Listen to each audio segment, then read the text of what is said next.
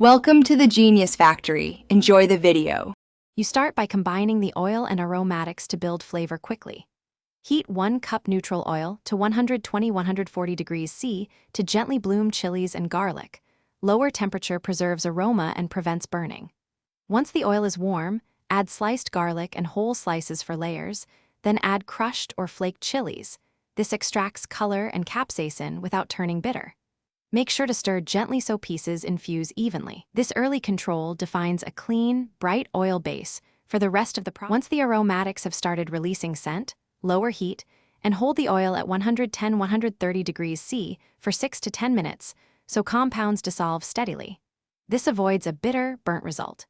You can add a small pinch of toasted sesame seeds or a few Sichuan peppercorns for floral, numbing notes. These need only brief contact. Make sure to pour hot oil slowly over the chili flakes in a heat-proof bowl to bloom color and flavor. Reserve solids or strain, depending on desired texture and shelf life. You finish by cooling the oil to room temperature and transferring it into a sterilized jar. Sealing and refrigerating extends shelf life to about 3 months and keeps flavors bright. Once done, label with the date and always use a clean utensil to prevent bacterial growth. This preserves quality. If you detect a burnt or sharp bitter flavor, that indicates overheated garlic or chilies. Make sure to discard that batch, lower your peak temperature next time, and shorten contact time to avoid repeating the problem.